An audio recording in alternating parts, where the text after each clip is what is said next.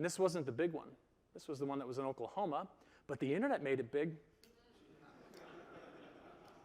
My mom sent me this. Eric, what is happening in Oklahoma? I saw this today on Facebook.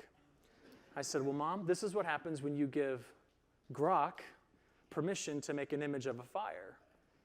She says, it's huge. I'm like, Mom, look at the edge, the top. Do you see the limb of the earth and its atmosphere?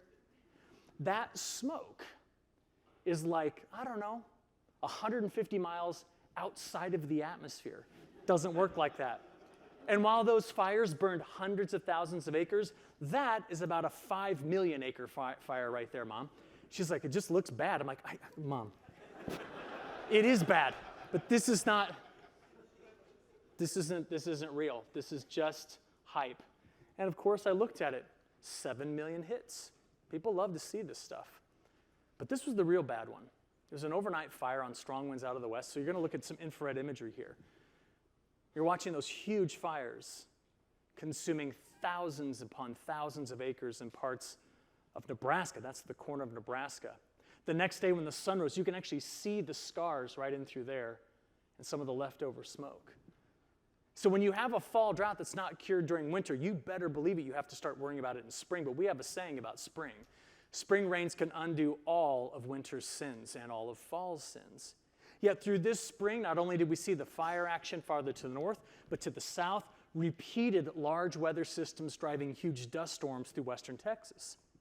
So we're just trying to understand, if we're going to think about risk in 2026, well, what did winter and early spring give us, and where is it taking us into the near term? By the way, I get asked all the time, is it getting windier and windier every spring? Well, certainly the last few springs have felt quite windy. If you look at March 2026, you're looking at a z-score, so we're trying to figure out how far away from the mean we are. And what you'll find is that March 2026, everywhere that I got painted in red there, was very, very windy compared to historical averages. But are we getting toward a trend toward windier and windier Marches? Well, when you look at the data overall, the answer is no. Yes, the last few Marches, look over there on the right, have been very windy. But when you detrend this all the way back, I did this all the way back to 1950, there's no trend to it. We're just in a time period of windy springs at this point. But those windy springs caused some problems, and they also changed our temperature distribution, leaving March going into April. Now, April was interesting.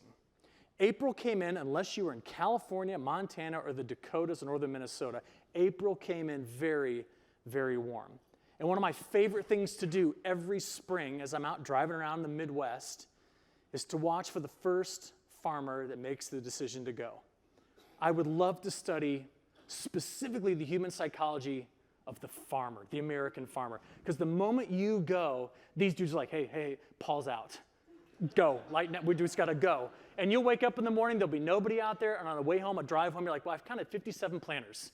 And it was incredible. And that's what happened during this time frame. Very, very mild April, even though we know, many of us in the Midwest, that our typical last frosts are at the end of April, and some of us in the upper Midwest, they're in May. But we went because it was so mild. Now, it was also windy in April, and just so you know, the longer-term trend, there is no upward trend, but we did have certainly some very, very windy conditions. And what I was amazed with in my home state of Illinois, right where I've written very windy across there, was in the middle of all that planting, we had a few episodes of sustained winds of 40 miles an hour. We had visibility go to nothing on dust getting kicked up by all of the growers out just doing their normal cultivating and planting practices.